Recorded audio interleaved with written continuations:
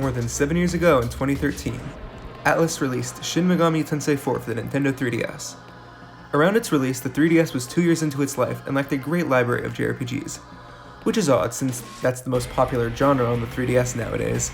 But when the SMT4 first released, it ended up becoming a real hit for the JRPG fanbase on the 3DS, selling more than 600,000 copies and being one of Atlus's best-selling games of all time. Besides selling well, it was also received real positively by fans of the series and critics. One of the reasons most commonly pointed out by fans and critics of the game was its fun and fast turn-based battle system. The battle system in SMT4 did a lot good. It improved on the press turn system introduced in Nocturne released 10 years before, while also improving on the presentation that Strange Journey used back in 2009. However, one thing that people commonly overlook when talking about the battle system in SMT4 is a little mechanic with a big impact that's called the smirk. And it's because of its impact that I'd like to talk about why the smirk mechanic in SMT4 could have been great if it had been better implemented and introduced.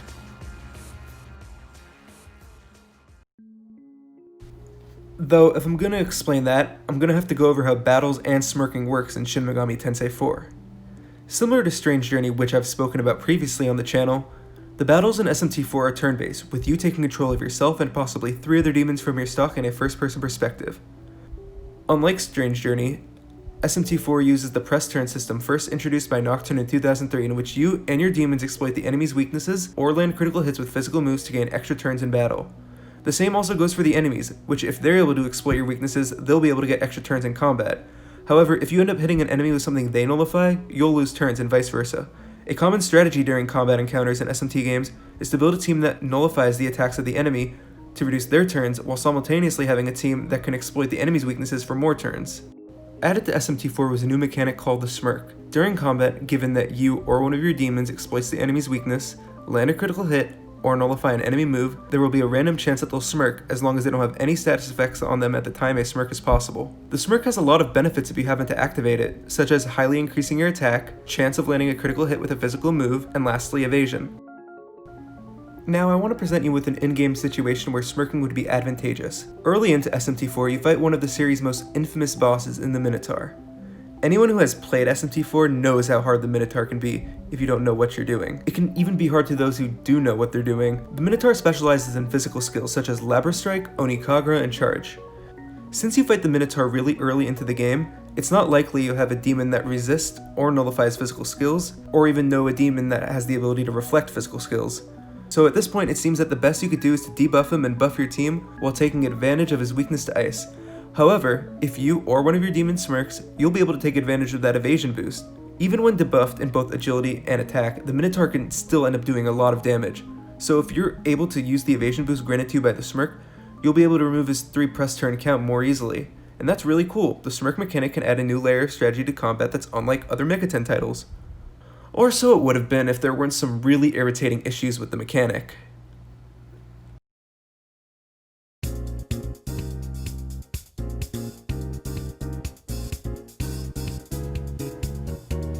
If you've been listening or read the title to the video, you'd know I'd have some issues with the smirk mechanic, that specifically being with how it was implemented and introduced into SMT4.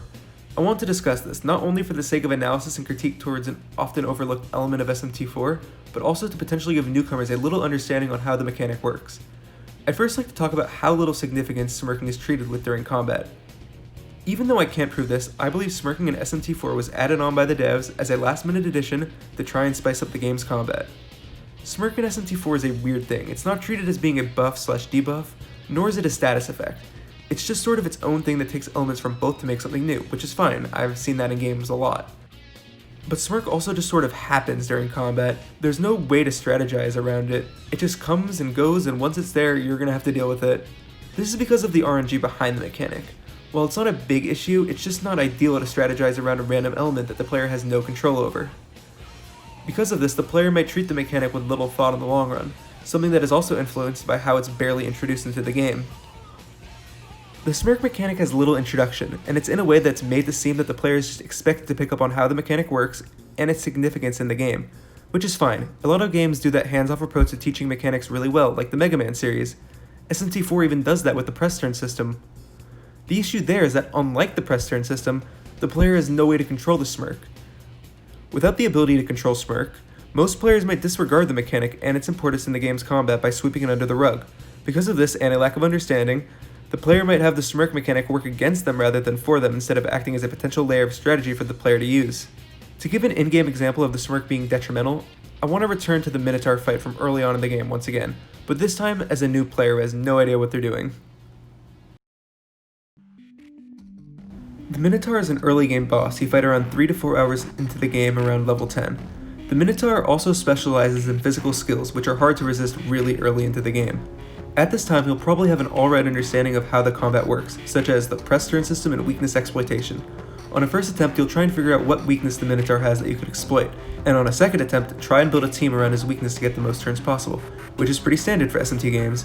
But it's likely on a second or third attempt where you'll begin to have trouble, but not notice why 100%. You'll likely see that the Minotaur can hit hard and you'll have to heal a lot, but also that he crits a lot, activating Smirk just as much. To add insult to injury is the implementation of partners. You have no control over them, and if you end up having Walter in your party, it's likely he'll use fire skills on the Minotaur, which will end up being nullified and giving the Minotaur a free Smirk.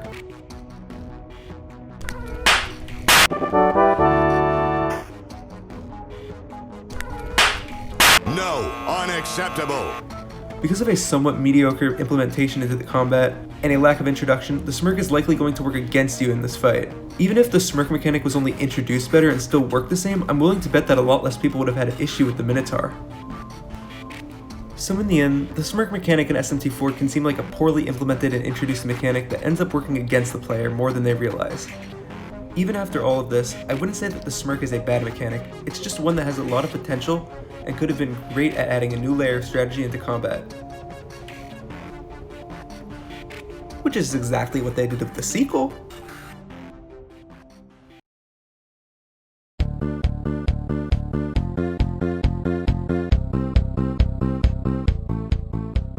In 2016, Atlus released Shin Megami Tensei 4 Apocalypse.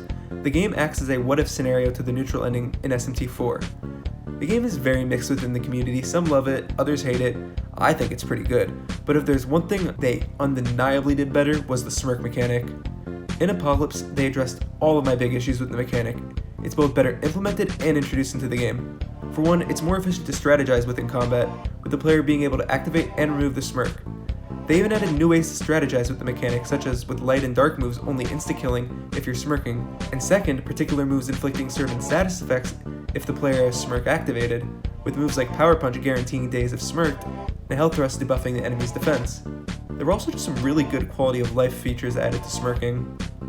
For one, smirking grants crits on all attacking moves, be they physical or magic. Moves now crit and hit 100% under Smirk. Smirk has the ability to last an extra turn if the smirking demon passes their turn. And preemptive attacks can grant smirking bonuses, but on the flip side, if you're ambushed, the enemy might get a Smirk.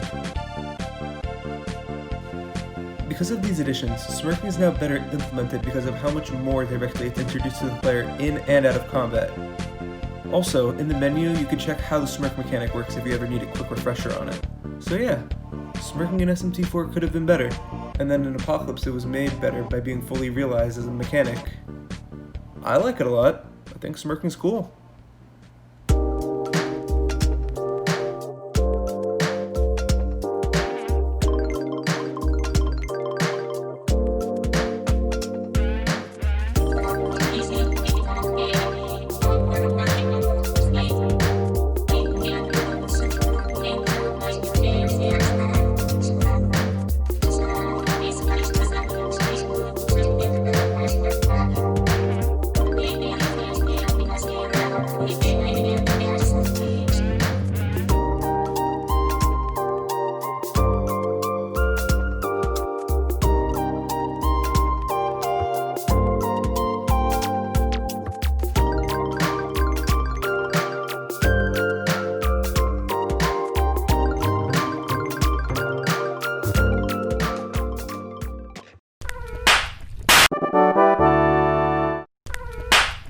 No, unacceptable.